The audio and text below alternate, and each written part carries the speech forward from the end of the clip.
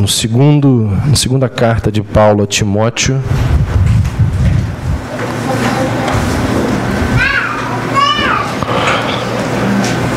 nós temos pregado,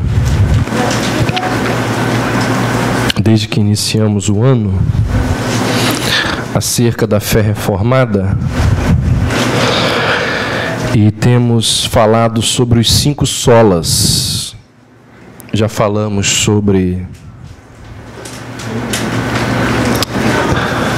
o sola gratia,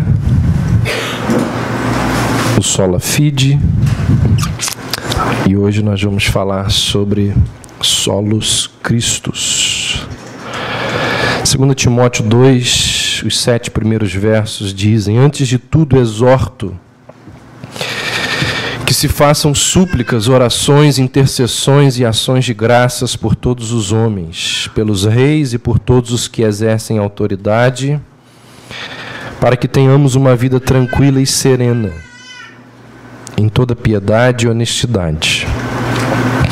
Isso é bom e agradável diante de Deus, nosso Salvador, que deseja que todos os homens sejam salvos e cheguem ao pleno conhecimento da verdade. Porque há um só mediador entre Deus e os homens, Cristo Jesus, homem. Está errado aí o texto? Estou vendo que vocês estão olhando para mim. Então vamos para lá. 1 Timóteo. Obrigado pela lembrança aí. Então eu parei, não sei se é no verso 4 aí, não é? Porque há um só mediador, há um só Deus e um só mediador entre Deus e os homens, Cristo Jesus, homem. Ele se entregou em resgate por todos para servir de testemunho a seu próprio tempo. Digo a verdade e não minto. Para isso fui constituído pregador e apóstolo, mestre dos gentios na fé e na verdade. Vamos orar? Senhor Deus, nós queremos pedir a Tua orientação, pedir, ó Deus, que o Senhor acalme os nossos corações,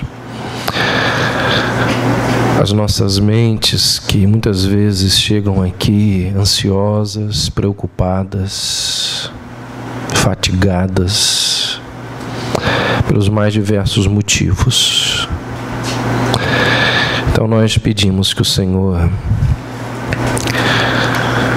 nos ajude a termos ouvidos para ouvir, que aqueles sentimentos que tanto perturbam a nossa alma não nos atrapalhem de aprender da Tua palavra. Nós assim oramos em nome de Jesus. Amém.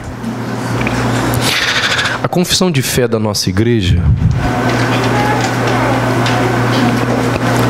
que é a confissão de 1689, a confissão batista londrina, lá no seu 7º capítulo, que fala da aliança de Deus com o seu povo, a confissão diz o seguinte: a distância entre Deus e a criatura é tão grande que, embora as criaturas racionais lhe devam obediência como seu Criador, nunca poderia fruir nada dele, bem-aventurança ou recompensa, senão por alguma voluntária condescendência da parte de Deus, a qual agradou-lhe expressar por meio de um pacto.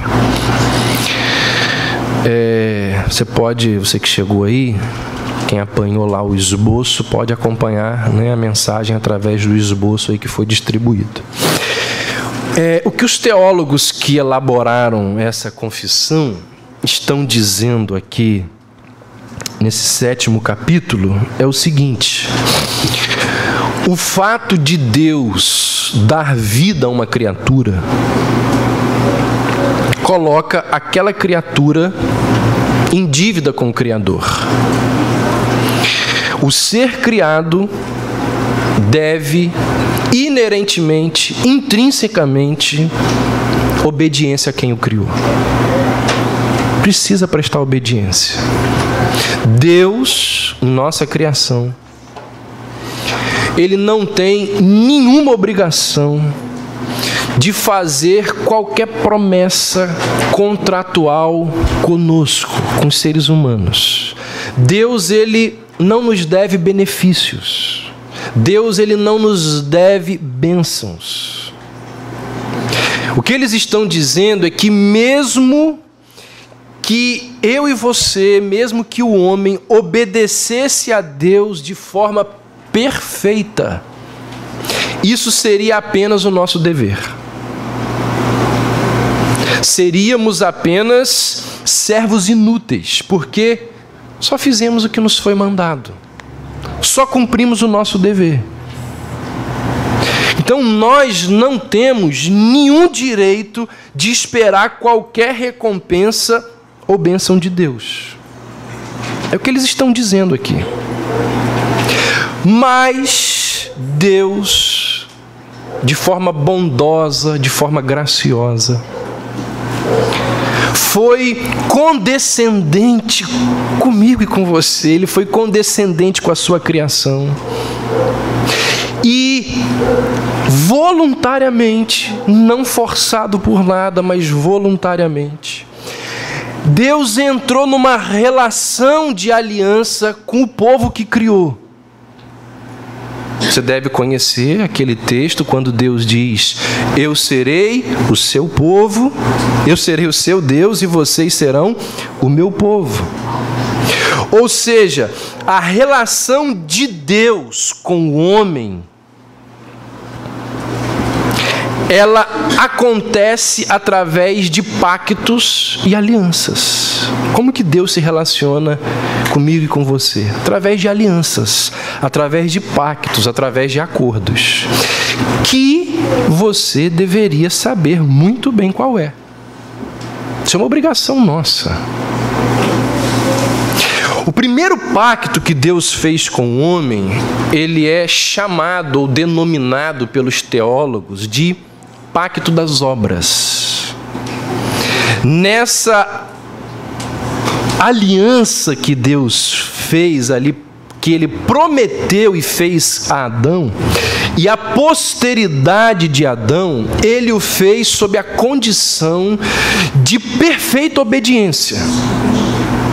Deus virou-se para o primeiro casal, representando a raça humana, e fez um pacto com eles, que é chamado de Pacto de Obras. E o pacto era o seguinte, a promessa era a seguinte: se vocês obedecerem a mim, vocês vão ser recompensados com vida. Mas se vocês desobedecerem, vocês vão morrer. Lá no início de Gênesis, você deve conhecer aquela história quando Deus disse: o dia em que dela comerdes, certamente morrerás. Então esse é o pacto de obras. Obediência resultará em vida. Desobediência resultará em morte. Esse é o motivo pelo qual ele é chamado de pacto de obras. Porque as consequências das ações dos nossos primeiros pais seriam determinadas por suas obras. Bênção e vida se obedecer. Morte e maldição se desobedecer. E todos nós sabemos muito bem o que aconteceu. O primeiro casal não foi capaz de cumprir o pacto de obras. E assim, toda a humanidade mergulhou em ruína. Todos os homens foram envolvidos na queda. Séculos depois, Paulo vai dizer, escrevendo aos crentes de Roma assim: através da desobediência de um só homem, a morte veio ao mundo porque todos pecaram. E o que foi que aconteceu depois disso? O segundo parágrafo do capítulo 7 da nossa confissão de fé diz o seguinte, está aí no esboço: tendo-se o homem tornado pela sua queda incapaz de ter vida por meio desse pacto, o Senhor dignou-se fazer um segundo pacto, geralmente chamado de pacto da graça, no qual ele livremente oferece aos pecadores a vida e a salvação por Jesus Cristo, exigindo deles a fé nele para que sejam salvos, e prometendo dar a todos os que estão ordenados para a vida eterna o seu Espírito Santo para dispô-los e habitá-los a crer. Então, depois da queda de Adão, nós conhecemos o relato bíblico, Deus lança maldições. Existe uma maldição sobre Adão e o trabalho de Adão, sobre o homem e o trabalho dele. Existe uma maldição sobre a terra. Existe uma maldição que foi lançada sobre Eva. E existe uma maldição que foi lançada sobre a serpente. Então Deus começa a distribuir maldições. Na maldição que Deus lançou sobre a serpente, nós podemos conhecer e ouvir os primeiros rudimentos do pacto da graça. Porque Deus se vira para a mulher e promete que dela sairia o descendente, dela viria aquele que esmagaria a cabeça da serpente. Essa é a primeira anunciação do Evangelho nas Escrituras. Primeira vez que o Evangelho é anunciado, quando Deus vira para a mulher e diz: eu vou enviar alguém que vai destruir o mal que a serpente causou. Deus estava dizendo o seguinte: olha, vocês não conseguiram cumprir o pacto de obras, mas eu vou fazer um outro pacto com vocês. E esse novo pacto, ele será baseado na promessa de que o descendente da mulher, um homem, vai destruir a cabeça da serpente. Passam-se os anos, décadas, passa o tempo, e tempos depois Deus se encontra com Abraão e lhe faz a seguinte promessa: sai da tua terra, da tua parentela, e através de você as nações do mundo serão abençoadas. É o chamado pacto abraâmico. Novamente uma expressão do pacto da graça. Afinal, a Bíblia diz que antes que Abraão tivesse feito qualquer obra, ele já tinha sido justificado. Paulo vai dizer em Romanos que pela fé e não por obras, Abraão foi justificado. Ou seja, ele foi justificado em Gênesis 15, quando creu na promessa de Deus, e não em Gênesis 22. Ali em Gênesis 15, através da fé, ele é contado entre os justos. O tempo passa, os anos passam, e esse pacto da graça, ele fica ainda mais explícito na aliança que Deus faz com outro homem chamado de Moisés. E Deus dá a Moisés a sua lei. E quando Deus concede a sua lei, Deus impõe sanções perante o povo. Deus vai dizer assim: se seguires esta lei, bendito serás no campo, na cidade, no sentar, no levantar e por toda a terra. Mas se não seguires esta lei, então maldito serás no campo, na cidade, no sentar e por toda a terra. Mas aí você que está prestando atenção e está raciocinando bem, você pode pensar assim: mas espera aí, isso aí não é pacto de graça coisa nenhuma.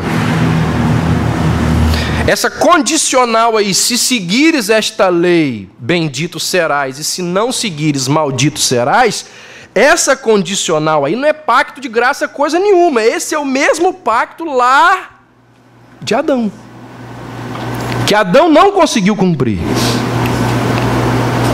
Mas quem conhece a palavra de Deus sabe que a lei que Deus concedeu a Moisés, Deus não concedeu essa lei como um caminho de salvação, como uma forma de salvação.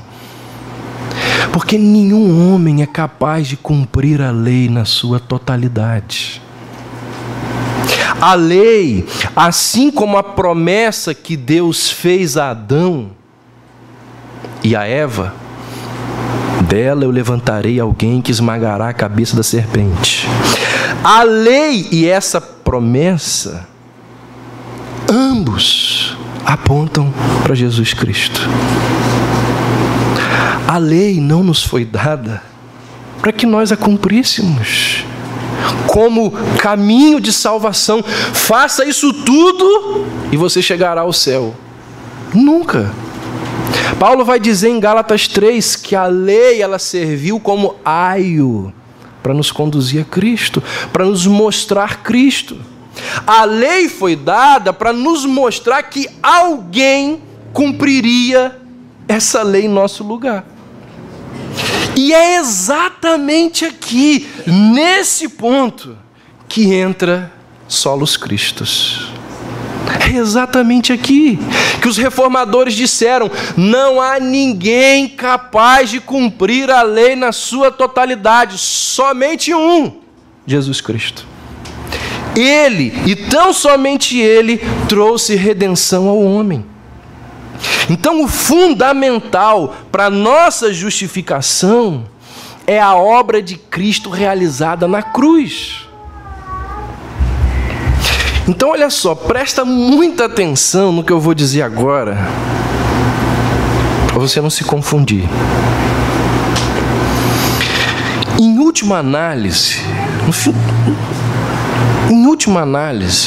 a justificação é pelas obras.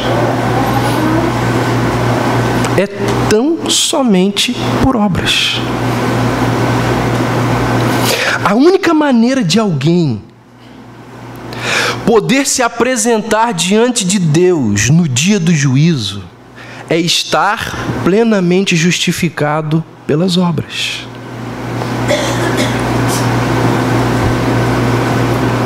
Pastor, não entendi nada. Agora deu um nó, agora complicou. E eu acho que o que o senhor está falando aí está errado, porque Paulo vai dizer que pelas obras da lei nenhuma carne será justificada. A fé reformada diz que justificação é somente pela fé, somente pela graça. Como assim que, em última análise, a justificação é somente pelas obras? Quando os reformadores levantaram a bandeira e defenderam o princípio de solos Christus, eles estavam dizendo que a salvação pela graça, a justificação pela fé, ambos repousavam sobre a verdade ou sobre o princípio de que a lei de Deus ela foi cumprida em Cristo, por Cristo e somente por Cristo. O pacto das obras que o primeiro Adão não conseguiu cumprir veio na figura de Paulo em Romanos, o segundo Adão. Por que o segundo Adão? Para fazer uma comparação com o primeiro, que não conseguiu cumprir o pacto de obras. Então vem o segundo Adão e consegue cumprir o pacto de obras. Vem o segundo Adão e tem sucesso naquilo que o primeiro Adão falhou. O segundo Adão ele vai desempenhar de forma perfeita cada mandamento da lei. O segundo Adão ele vai obedecer perfeitamente cada um dos aspectos da lei. E é isso que é extraordinário no pacto da graça.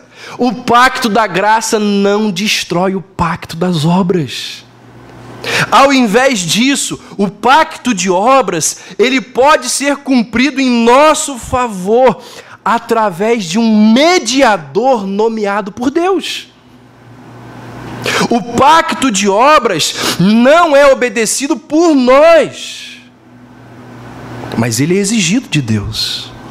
Por isso que Deus nos envia o mediador, que atende todos os termos daquela aliança no meu e no seu lugar.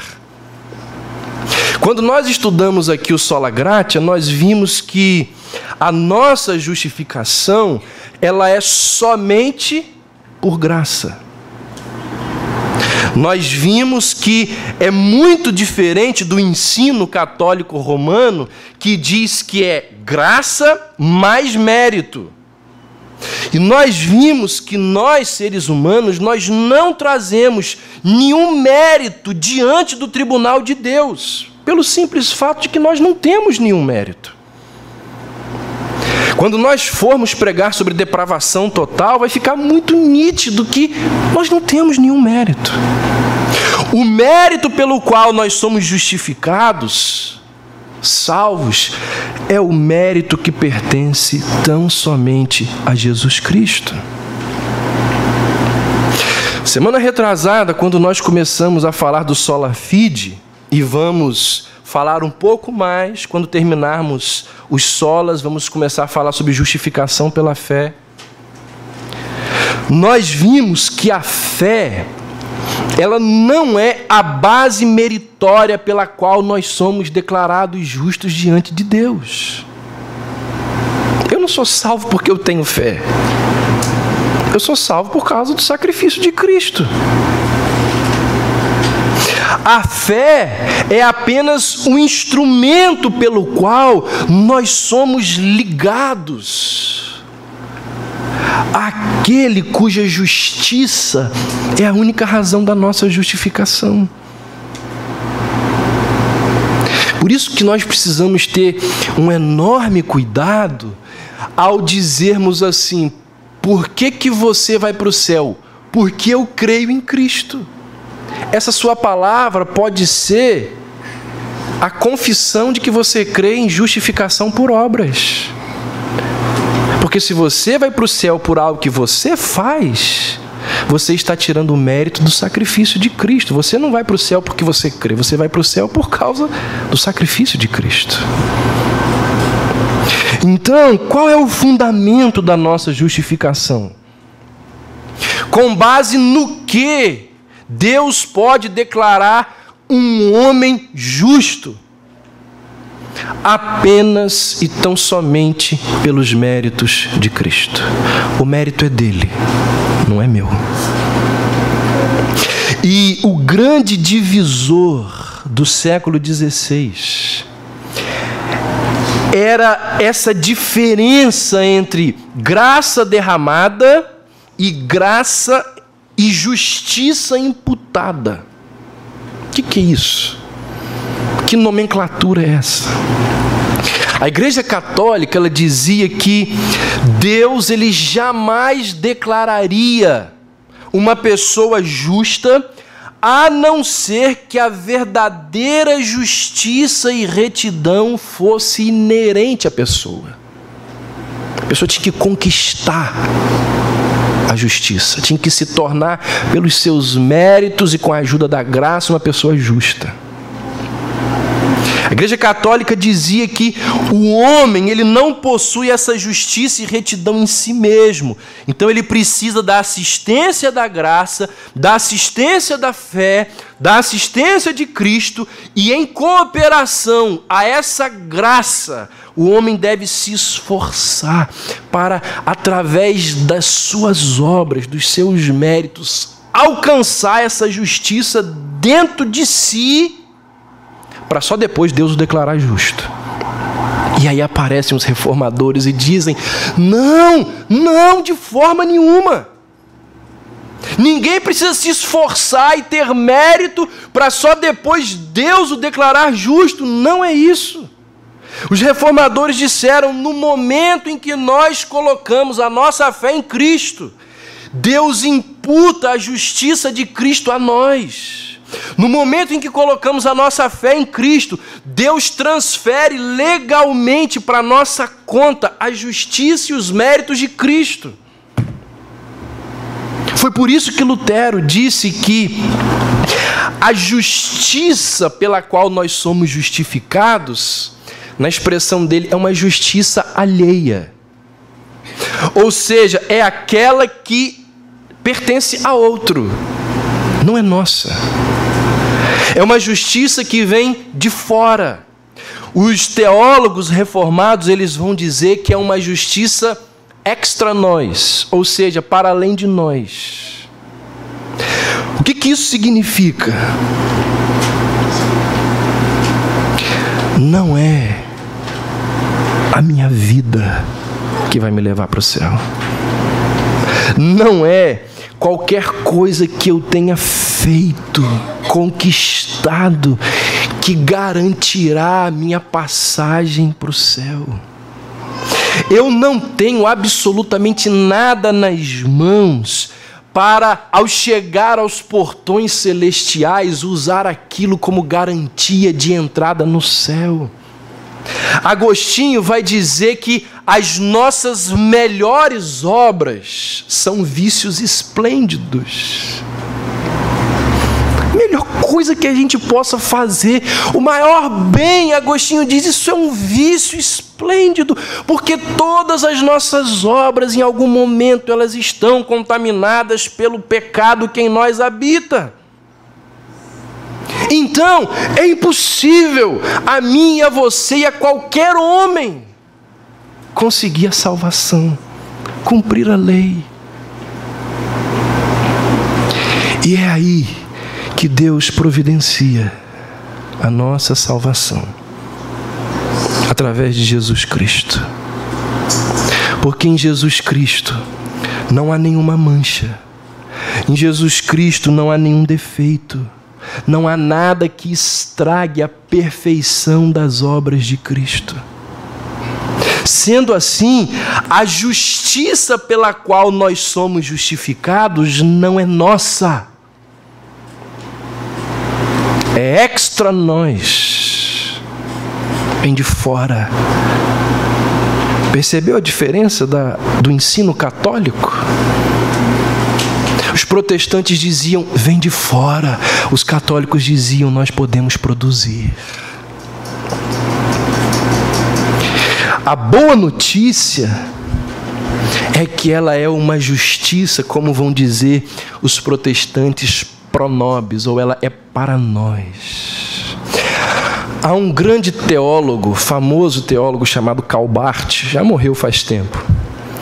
Certa vez ele disse que a palavra grega mais importante do Novo Testamento é a pequena palavra huper, que significa em prol de.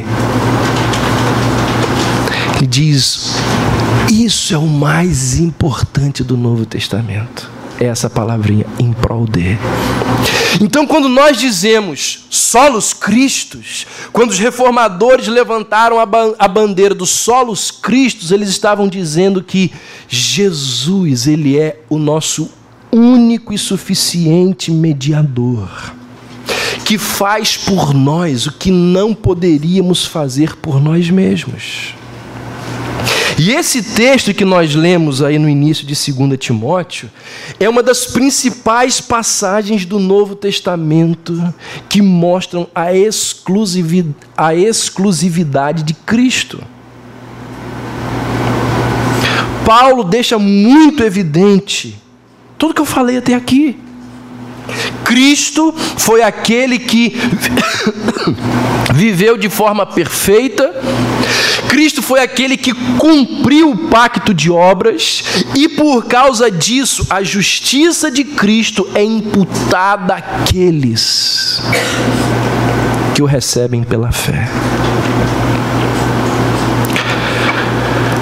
Um dos argumentos da fé cristã que mais ofende a nossa cultura pluralista, um dos argumentos que mais ofende essa cultura é a alegação de que há apenas um caminho a Deus, que é através de Cristo.